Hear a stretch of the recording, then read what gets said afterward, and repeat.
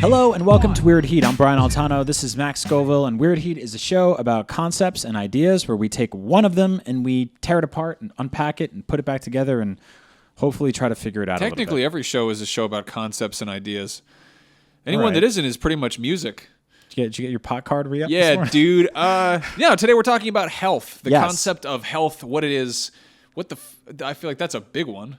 Health is what, when you're dying less slowly? We might as well just say we're doing an episode about life, right? Yeah, I mean that's kind of what the show is about. It's all big. I mean, health is one of those things where you're like they fuck with you, much like the idea of growing up. The idea that there is like perfect health, or did you have a class called health? I had a fucked up thing happen to me where on the East Coast it was called health class. Yes. In California they called it living skills, I think. Oh. Which is like so fucking California, but I transferred freshman year and I'd done this thing that was called life skills, which was like a survey course of all the electives. So it was like you go to a metal shop and you make like a little airplane out of tin cans. You go to a wood shop, you make a birdhouse, and it's all like little short 2 weeks things. And then you're supposed to do health as like a full year, and they teach you how to like not get pregnant and how to like, how you should take care of yourself. I transferred to California and they were like, oh, looks like you already did living skills. And I was like, what's that? And all the kids in my class were like, yeah, so anyway, condoms are great. I know how to use them. And I was like, I did not have that class.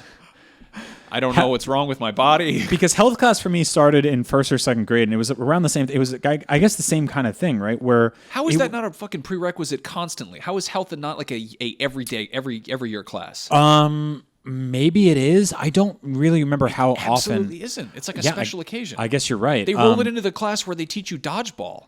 Yes. Yeah. It's sort of like gym's weird cousin, because in gym there's exercise, and exercise is healthy. Like I think learning history is incredibly important, but how the fuck does learning history trump learning how to live your fucking life moving forward? Good question. Very good question. In like the cooking episode, I talked about the foods class that I took, and I still to this day think that foods and psychology were two of the most defining classes I ever took, because I feel like they're the things I interface with the most on personal relationships and just eating enough to stay alive. But health class meant one day the teacher would come in with a fucking esophagus, that was black. Other times she'd be like, here's a drawing of of the butthole. Yeah. And then she'd be like, here's how you put a condom on a banana, right? Or she brought like this glass dildo in once and slipped a condom over it, and we were all just like, yeah, right? Penis. Yeah. And that's what's crazy is that's controversial. Mm-hmm.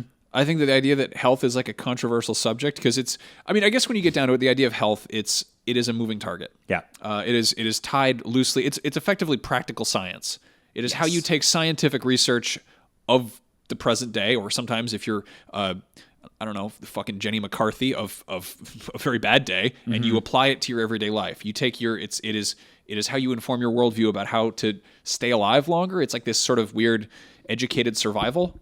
Yes, yeah. And it comes down to very large sweeping things, and then also very intimate individual things. Like, it's very odd that the same people who are like, don't smoke, which is great life advice, will also be like, you can use a diaphragm, and then you don't have to wear a condom, right? And it'll feel better. And you're like, this is all under the same umbrella? There's like so much stuff where we look at it and we're like, well, no shit, obviously. But also that was like 1,000 years ago. Like there was, I don't know, they used mercury. They used like mercury for everything in like ancient China. Yeah. And they were like, yeah, it's condoms are very effective, and they're more effective than using mercury as birth control, because that will kill you. We have that was a thing. Mercury and lead and leeches, I would say. Leeches to me are my go-to contemporary, like, haha, what dumbasses they used to be. We have leeches constantly now. And I don't think people really realize that. Like, leeches, basically, for those that don't know, doctors would put leeches on patients during surgery to extract blood and a number of other things. I feel like we are 20 minutes away from some, like, like Pinterest boards showing up about how leeches are good for you. Yeah, that's true. But also, there are so many things generationally that we have been taught about health that we believe to be true for decades that now scientists are completely throwing in the air. Anything that we might say on this show in terms of what we've done for our own personal health could be completely negated 10 years from now. Yeah. We grew up... I'll put it this way. Many of the people in my generation and my dad's generation are fat because of a triangle. And let me explain that.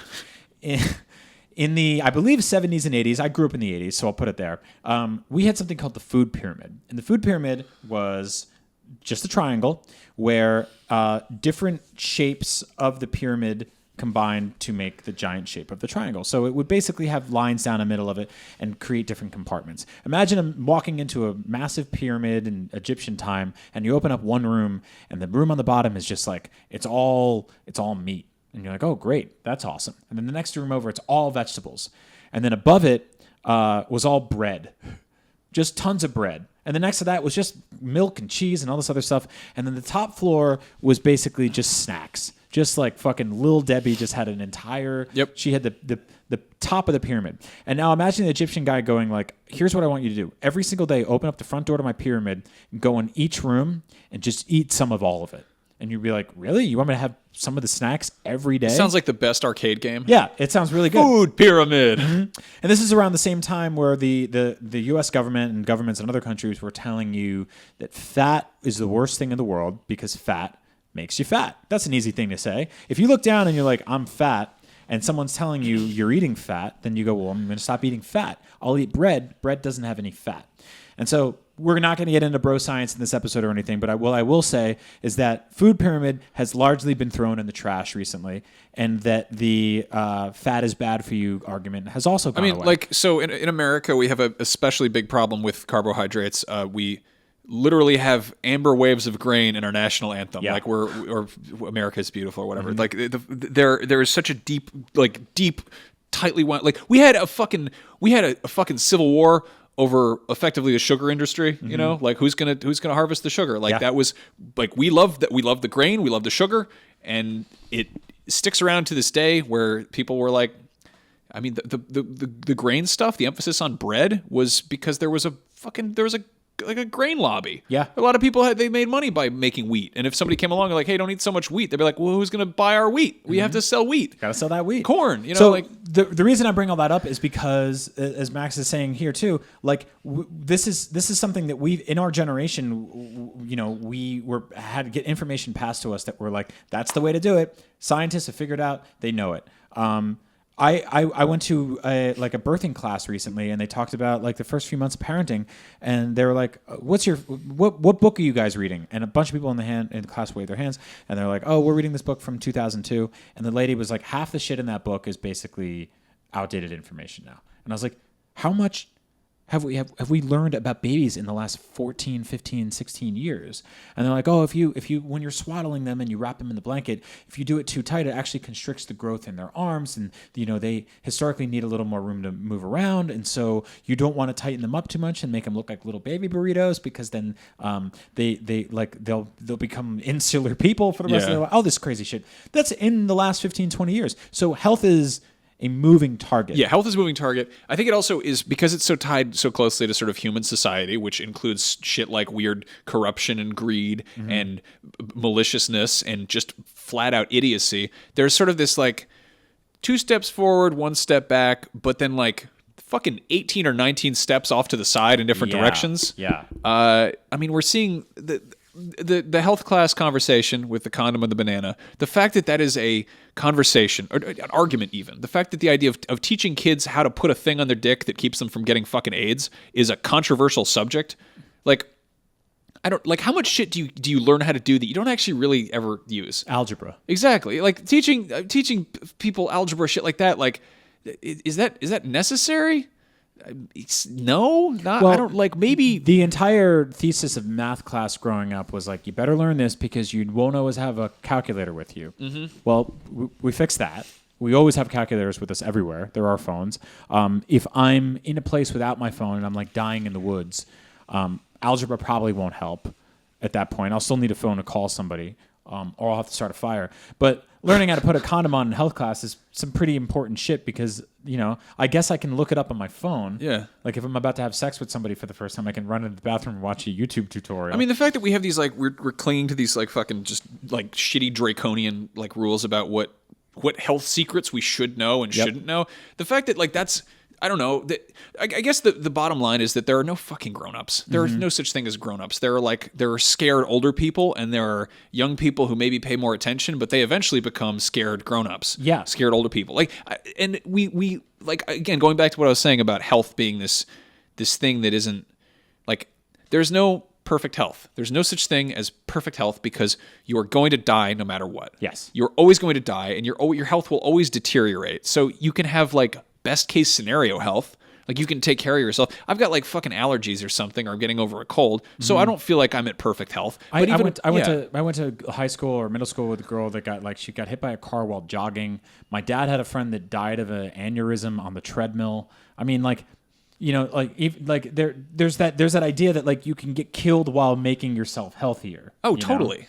I love the argument that running is actually bad for you because you breathe more and therefore you inhale more of the atmosphere and you're likely to get lung cancer from it. And it's like, well, what the fuck should you do? Like, there's no, like, basically there are no grown-ups and there's no exact right answers. Right.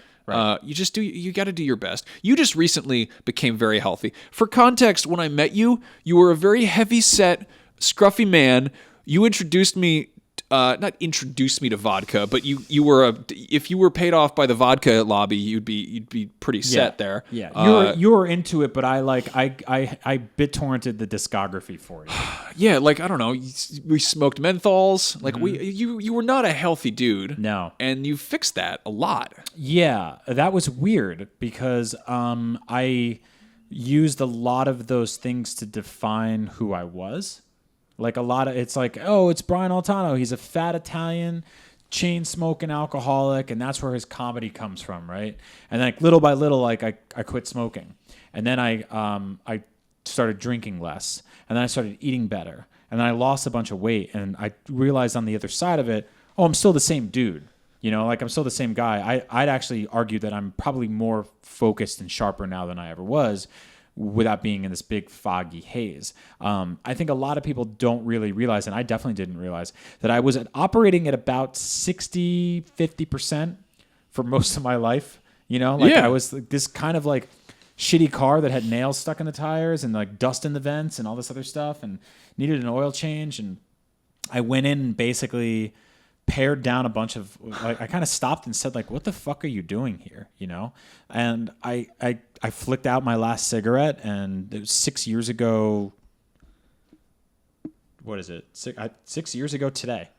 Oh shit! Weird. Yeah, 6 years ago today, I quit smoking cigarettes for good, and I didn't go on. I got lucky because I did that before fucking e-cigarettes and vape pens and all that shit came in. I quit in that wonderful window where no one was, like, giving fellatio to fucking Doctor Who wands on every street those corner. little wizard pipes. And that smoking was kind of looked down upon. So I got out, I quit, I got nicotine out of my system within 72 hours of it being out of your system.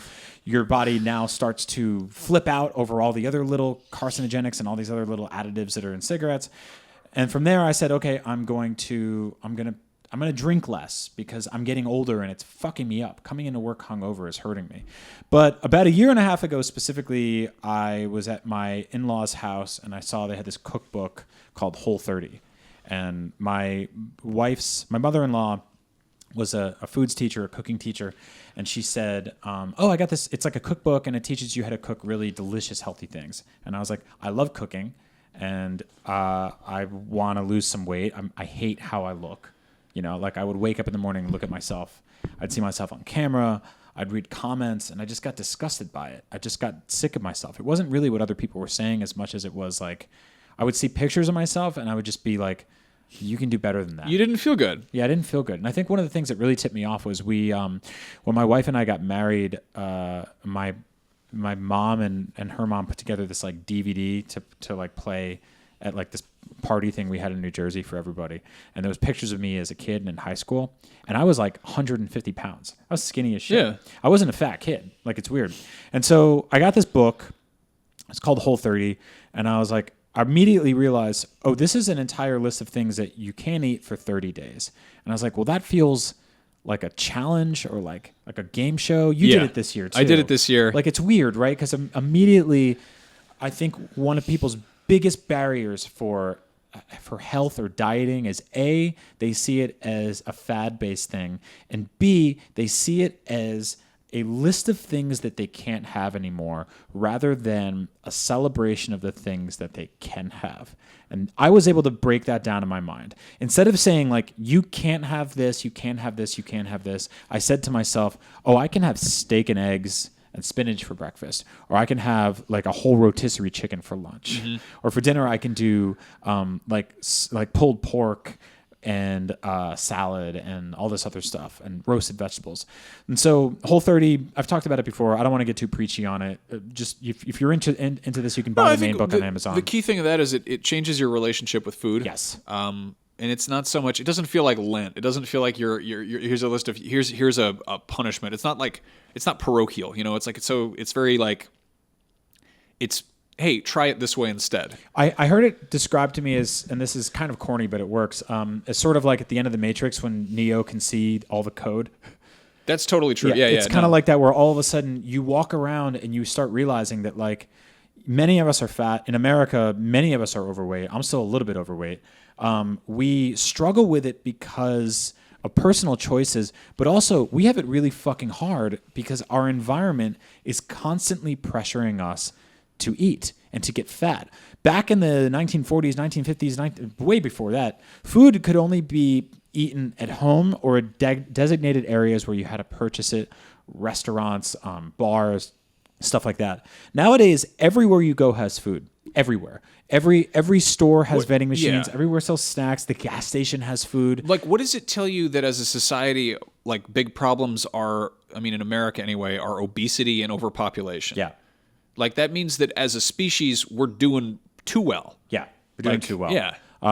Not to, get all Thanos on people or anything like that, but that's kind of where we are. No, dude's heart was in the right place. Yeah, that's true.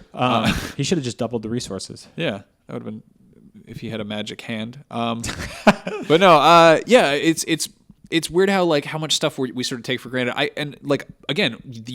No one trains you how to be healthy. Yeah. So I was really fat for a while. Like I was like a fat kid, and I was ironically because of medication I was on, which is supposed to make you healthy. Mm-hmm. I was horribly depressed and suffered from chronic anxiety, and so they just started throwing pills at me until I don't know, I supposedly got less depressed, but in the process I got real fat, which made me sad and anxious. Yeah, so the sort of vicious side effects of all fucking that. great job, scientists. So anyway, I ate all these pills and I ballooned up. I think I put on like 80 pounds in a year or something like that. I was really heavy. And I went away to summer camp one year, and I remember like trying to, like consciously wanting to not be fat, like wanting to lose weight and to be like, I don't know, like to be in better shape, but also not wanting to really do the legwork and being a kid, so not really knowing how to do anything. And I would go to the cafeteria. Legwork is pretty hard. Legwork is I was a very heavy boy. I remember going to the cafeteria and not wanting to. I don't know what my thinking was. I knew that there was some stuff that was healthy. I think I just didn't want to eat it. I would make these sandwiches. I don't think I've ever told you this. No, I can't wait. God damn it. Let me hear about these Big Boy Mac sandwiches. God damn it. Yeah, so hold on. I have a picture of me at that exact summer. Hold on, let me get this. It's on the fridge. It's on the fridge. Oh, great. Yeah, it's okay. You're gonna fucking love this. Okay. This is just this is. And if you're listening to the show, I will describe this. I will post this somewhere. Here's a picture of me. I am probably 13 years old. Mm-hmm. I'm a very, very heavy boy. I'm at summer camp. You're at wood shop class? I'm using a lathe to make, ironically, a salad bowl, which I will probably not be using. I don't think I ever even finished it. Are you wearing a woo-wear shirt? I'm wearing a woo-wear shirt. That says 36 chambers in the middle of. That's pretty amazing. Yeah. I gotta say. So anyway, at this summer camp, I was, because when you met me, I was probably fat and wearing a Wu-Tang shirt. I probably weigh as much as you do now in this photo. No, much more. I was probably must have been like almost 200 pounds there. Yeah, and I'm like 13. So anyway, that summer I would go to the cafeteria, and the thing is, when you have a cafeteria and you're a kid, you can eat whatever the fuck you want. Yes. I would make these sandwiches that were white bread, mayonnaise, rice, and cheese. What? I put rice in sandwiches. Like, my logic was, yes, bread is the simplest of foods, which of course doesn't make any sense, but you're ingrained, no pun intended, ingrained to think that way. Yes. And I would eat these fucking sandwiches. I think I would put croutons. I put more carbs in there. I put extra carbs in there because nobody was like, hey, that's empty calories. Yeah. Like, I don't remember anyone ever saying anything about it. They There's had also, other. I mean, I'm sure people will tell us in the comments. Bread isn't necessarily inherently bad for you. There's a lot of cultures that enjoy it. They have it in moderation. If you make it with very basic plain ingredients, you're doing well. In America, a lot of our food has tons of extra shit in it. I'm sure your rice, your croutons, your bread had all this processed crap.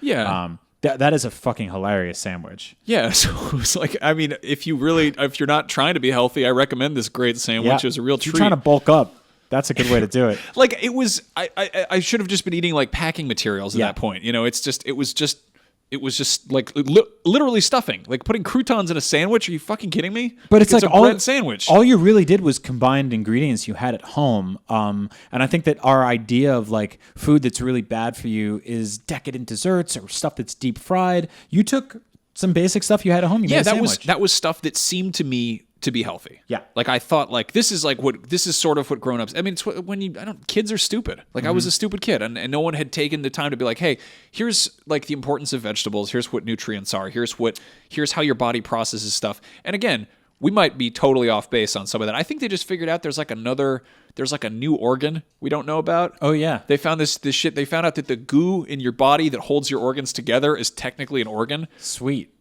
That's like if they found a new state. Yeah, they're like, there's like a middle Dakota. Like, what the fuck? They found out that the goo in your body like is another body part. Like, that's so like when they were like, weird. hey, Pluto's not a planet, except even more insane. You know, like, science is a constant moving target, and health is a sort of it's like civilian science. You know? So what was was that the unhealthiest you ever were?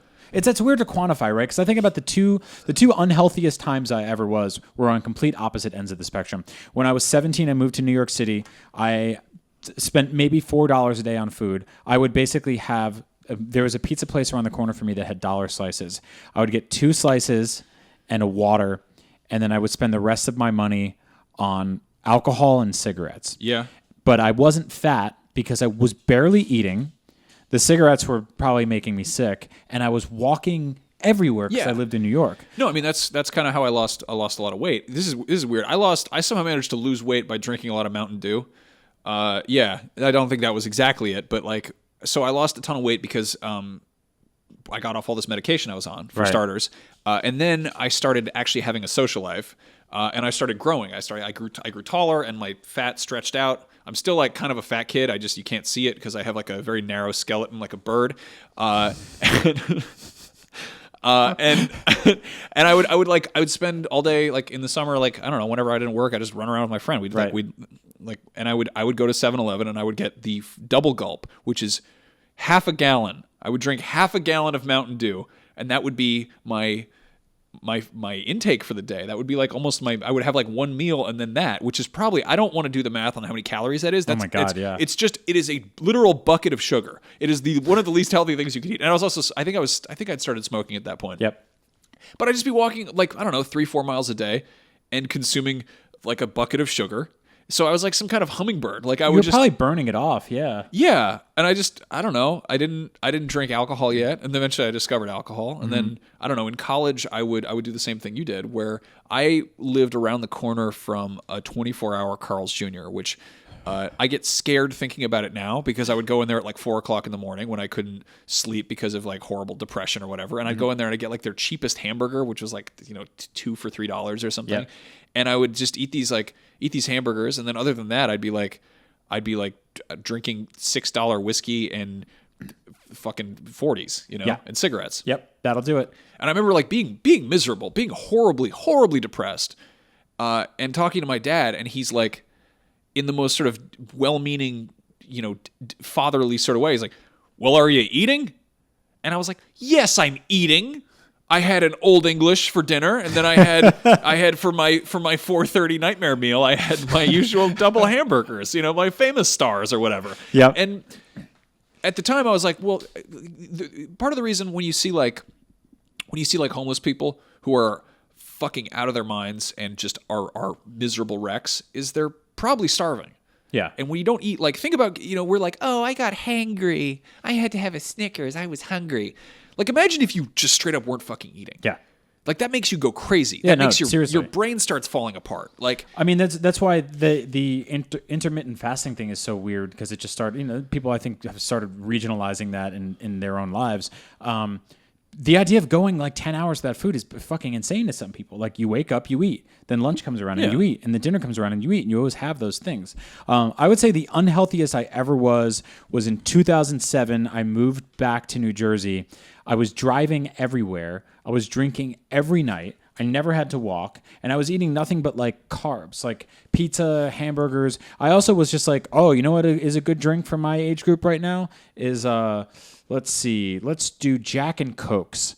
Let's do sugar inside sugar. I remember giving somebody shit at a bar event. This was like while I was in the industry. This was like probably 2011 maybe. I was like drinking a Jack and Coke like you, and somebody else was. I was like, what are you drinking? They were like, whiskey diet. And I was like, diet? Pfft, whatever. So I'm glad you brought that up. I was 215 at my fattest ever, 215 pounds, and I'm exactly 6 feet tall. I am now 164, which means that I lost about a fourth of my weight, effectively, from at least from then. I feel better than ever now, but in doing so, I noticed a lot of stuff started happening, and a lot of people started basically. I'll put it this way: people have a reaction to when you start to take care of yourself, and a lot of it is positive, but a lot of it is incredibly negative. People will say to you, well, why aren't you eating what you're supposed to be eating? Or why aren't you eating like I'm eating? Or, why are you changing as a person? Yeah, you're being a pussy. You're being a bitch. You don't, or they just assume you only eat salad or something like that. I also had a lot of people sort of say to me like, you're different than you used to be, or I miss the old you, or I'm worried about you. You look sick, or, stuff like that. And like, every doctor I've seen has been like, you're doing better than ever. You're doing fucking awesome. Like, you're going to live a long time now. Like, your heart rate's perfect. Your blood sugar's it's perfect. Everything's great. You're exactly where you need to be. I'm so happy for you. Thank you. Like, I don't get to have that conversation with people a lot, because a lot of people who come into my office are fat and sick and dying, because the world is designed for that. Dieting, as we know it, is by nature a fad word. It doesn't mean anything. But this is, like we said before, a world that's basically designed to keep you fat. We talked about how food is everywhere in your environment, which is completely unhealthy. But also, one of the things I wanted to get into real quick is the sort of the tapestry of graphic design that tricks all of us into thinking that we're doing okay. Oh, it's so bad. Everywhere we go, lean cuisine, healthy choice, all of these things. It's always it's a white background. There's a floaty green font that says like fresh, healthy. You see that Coca-Cola started doing a Coke that it still has sugar, but it like also has stevia, and it comes in like it's like an unbleached, like it's like got brown paper on it and like green writing, and you're like, it's still fucking soda, dude. And so these are the tells of the dealer here. Like, if you've seen at all in the last few years, and we've talked about this before, there's been this weird push to effectively massive corporations who have wiped out mom and pop shops are now basically emulating their simple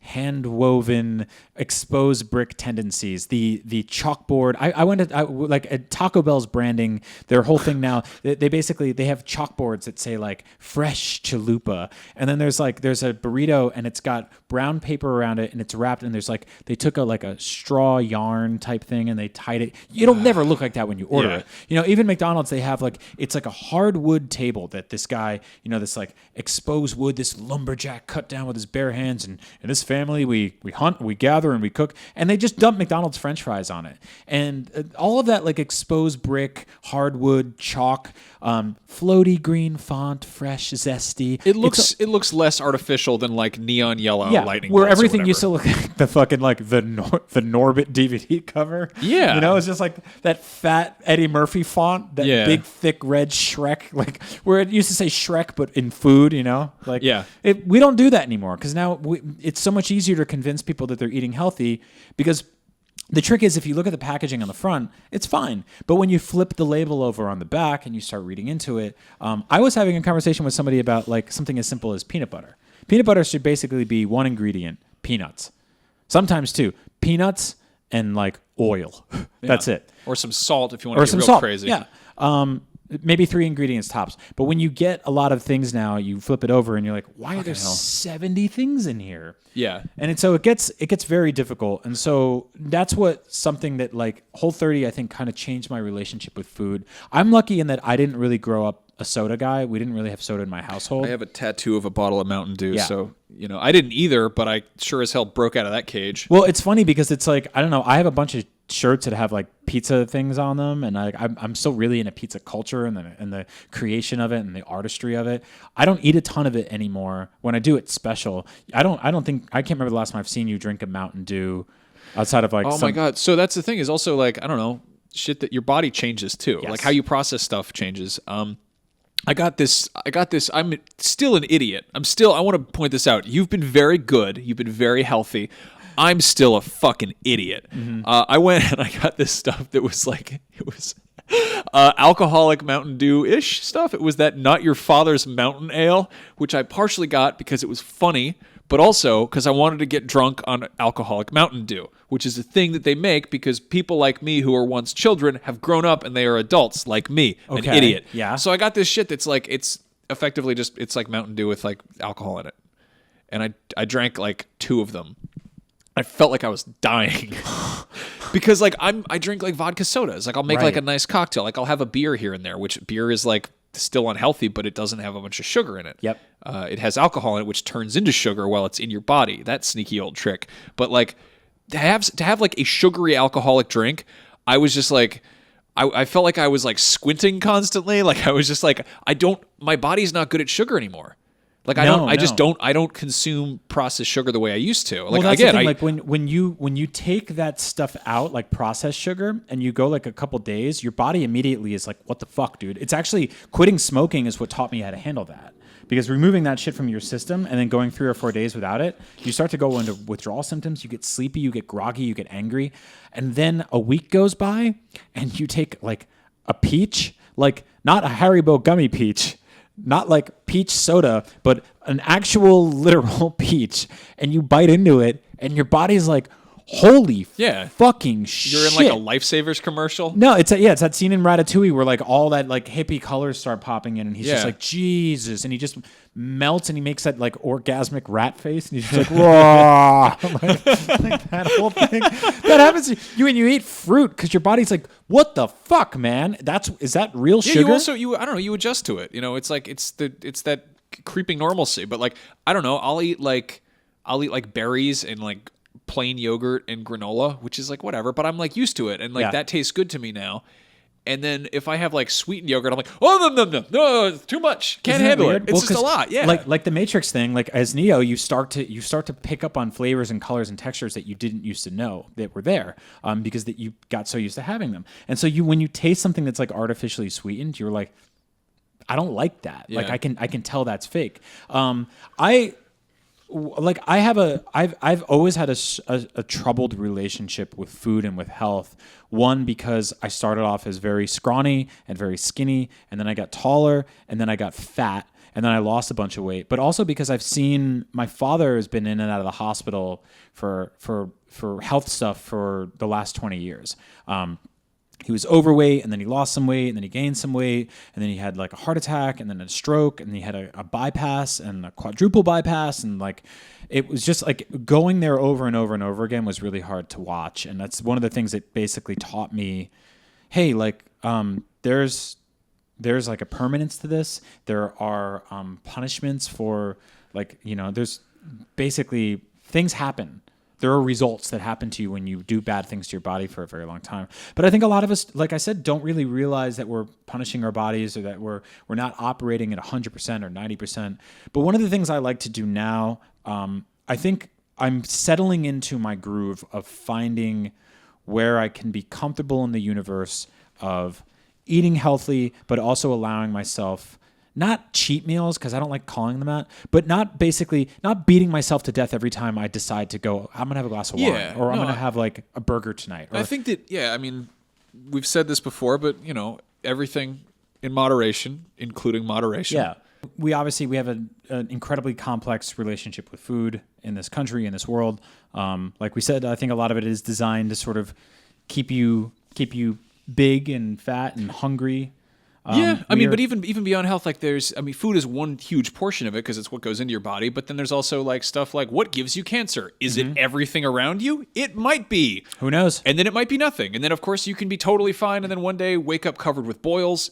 Be allergic to everything. My mom was the kind of person that would take things apart when they didn't work, and she'd put them back together and fix them. And she'd be like, "Oh, the front door lock didn't work because there was like a tiny piece of sand that was probably on the end of somebody's key, and it snuck in there and it got in the grooves.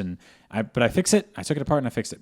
And when she got a phone call one day from the doctor and they're like, "You have stage 4 lung cancer," she was like, "How? I never smoked." And they're like, "We don't know." Mm-hmm. And she died frustrated that she didn't have an answer to that. And I think that's what fucking sucks is like, there's so much of this is cause and effect, right? I ate better. I lost weight, Yeah, but also that's lying to ourselves, thinking we understand things, that we control things. Yes. Which we don't. No matter how advanced humans will get, we're still fucking hurtling through space in a universe made of chaos. Like we are here because of chaos. Yep. There's no logic to it. Like my dad had throat cancer twice. He never smoked either, but he worked on cars constantly, and there's like, I don't know how many fucking weird inhalants and chemicals and exhaust fumes and things that you can absorb around you. And you can also be like, I don't know, totally healthy, live off the beaten path, and get killed by a bear. Like what do you? Huge issue. Yeah, bears are everywhere these days. I mean, I think it's weird historically if you think about food and health and how much of that was tied to risk, like how people back in the day were just sort of just like, hey, I found this stuff. Should we light it on fire and breathe it? Like, yeah. Hey, here's some. I like this color. I'll eat it. Did I die? Yeah. No. I feel I'll like eat more of it. As a society, we are not that far off from my fat kid sandwich. Yeah. Whereas like, rice looks good for you, I guess. Put it between the bread with the mayonnaise. We're not that far from leeches or the first guy to eat poison. you know? Yeah. Mushrooms are still like, I don't know. Some of them you can cook, and others will make you trip, and others will kill you instantly. Yeah. I don't know. And then there's people who are germaphobes who are just like, that's got to be like a weird obstacle course to get through. I will say, to sort of close this out a little here, if you are struggling with your health like I did and like Max did, it's not something that has to define you forever. It can be daunting. It can be terrifying. If you're overweight, the thing that is probably people are telling you to do, or your brain is telling you to do, is sign up for a gym class and start running. I don't necessarily think that's the best plan. I honestly think that you're better off fixing your relationship with food, figuring out what it is that's making you heavy. It's probably some kind of sugar, a lot of carbs. Yeah. Cutting out the soda in your life, and then paring down and eating better, and then from there, then you can start the exercise thing. Yeah. So I started exercising. That was the thing that I exercise partially because it's healthy to you just kind of stir things up. It is also the only thing that consistently will sort of chase off my depression ghosts. Mm-hmm. Like it'll just burn something out of me that is like, it releases endorphins, which make me happier and it makes me want to run more. But whenever I fail to do it consistently, it becomes like a new source of anxiety. Yeah. So meanwhile, the thing that I don't think about doing, which is I basically have salads for lunch every day. That's really healthy. And I eat more fruit, like I think I basically have it down. So like the majority of the meals I have during the week are healthy. Yes. And I don't think about that. But I'll beat myself up top to bottom if I don't go running. Like if I'm like, I haven't worked out in a while, I feel gross and I feel guilty and I feel shitty. And that's kind of my own negative reinforcement. Yeah. It's also, I think when you say I mostly eat salads throughout the week, people are probably like, well, that sounds like it sucks. But effectively a salad is just a rearranged version of like steak and vegetables. Yeah. Like that's all it is. Like if you have a chicken salad, you made the chicken, you have the vegetables, you put it all in a bowl out of convenience. It's a sandwich without the bread. You know? That's all it is. Like sometimes you and I have the exact same lunch, but I dump mine on a plate. Yeah. And and microwave it for 60 seconds. Yeah. But we're effectively eating the same exact thing. It's just and we think about what we put in our bodies and yeah. Yeah, and sometimes I go to Vietnam for 2 weeks and smoke a bunch of cigarettes and drink Cobra poison liquor, you know? Sometimes I go to New York City and every 4 blocks I get a slice of pizza. Yeah. But I allow myself to do those things not necessarily as a reward for good eating, but because I understand that punishing myself for doing those things is wrong. Yeah. Because I don't think you should do that. I think you should respect food and your personal health, but you also should allow yourself to enjoy this universe a little bit. You know, you and I live in the Bay Area. There are a plethora of fantastic restaurants here. We don't really get to indulge in them enough because we are bringing so much of our own food all the time and cooking so much for ourselves. But I think that like allowing ourselves to eat more is, at restaurants is good. I don't know. Sometimes we'll also we'll do that thing, and I feel like this is sort of like a testament to us. I don't know. It's not even like we're working towards being healthy, or that we're growing up, or that we're being better people or anything. I think it's more that we just change. Yeah. You know? But like we'll be like, you'll be like, did you bring lunch? And I'm like, no, I didn't bring lunch. And we're like, hey, I didn't bring lunch either. Do you want to let's go out and splurge. Let's go get whatever we want. We can have anything. We can have fucking cheesesteaks. We can have deep fried shit. And we were like, I was thinking of salad. Yeah, I was thinking of salad. Let's go get salad. So I don't know, there's still that urge to and I don't know, maybe it's, we don't feel as shitty afterwards, you know? It's like, so. Yeah, the one thing I wanted to say, and you and I have talked about this a lot, is when you eat healthy, a funny thing happens. You don't get to hold your food anymore. It's such a fucking pain in the ass. Sandwiches, you get to pick up and hold, like paninis, all this shit, like breakfast sandwiches. It's all food that you can grab. Burritos, you can just. Is a perfect thing. Oh, you pick them up, you hold French fries with your fingers, just eat them. Everything you eat when you're eating healthy is off of a plate, or it's out of a bowl, or it's with a spoon or a fork and a knife. You don't ever really. It's so tired of it. And dude, when I first started the Whole30 thing, I was like, I really want a burger, but let's see, I don't want to put cheese on it. Because they're, the part of that deconstruction diet for those 30 days is taking away food and seeing how you react to it when you introduce it. So I didn't have any dairy, but I was like, I want a burger, so I want to have a bun. And I was like, let's see, well, I could get 2 big ass portobello mushrooms. Dude, I did that. It looked so cool in the picture. I was like, oh, look at that. You can use mushrooms instead of bread. And then I made it, and it was fucking awful. Yeah, it's just stupid. And nobody should eat mushrooms that much. They're they're awful. So dumb. It tastes like dirt. I wanted to throw up afterwards. It was fucking. Most of the stuff we made was good, but don't use a mushroom as a bread. Yeah, it's and stupid. I got sweet potatoes, and I cut them thick, and I put olive oil on each side and put them on parchment paper in the oven, and they came out and they were like these big sweet potato coins, and I put a burger on them and caramelized onions and hot sauce and arugula and tomato, and I bit into it. And you know what it tasted like? It tasted like fucking sweet potatoes and burgers. It didn't taste like a hamburger. No. So, and I gave it to my wife, and I'm like, what do you think? And she's like, it's good. It doesn't taste like a burger. Yeah, just eat the burger with a knife and fork. So I mean, you can try to fake. Yeah. Okay. Again, celebrate the stuff that you are eating instead of lamenting the stuff that you can have. So instead of doing cover bands, just listen to some different music. Yeah, I try not to fuck with those. I don't know. There's those what do you call like power bars or whatever that are basically little cakes. Yep. With protein in them, and you're like, oh, this is sort of. It's basically fucking candy. You know, like Cliff Bars. If you're actually the dude on the package who's hanging off the side of the cliff, like he's in Mission Impossible 2. Cliff Barzinski. Cliff Barzinski. Yes. Yeah. If you're actually doing that stuff, sure, that's great. But if you're I don't know, running late for work and you want breakfast, that's basically just having candy. Yeah, exactly. It's tough, man. Yeah, it's tough, but everybody's different. Some people are allergic to shit, or they're vegan, or whatever. I don't fucking know. But no matter what happens, we're all gonna die, and that's really so. Just make the most of it until then, and try to not beat yourself up too much. Yeah. And there's I don't care how old you are. I did the majority of my exercising. I began the majority of my exercising of my entire life in my mid-30s.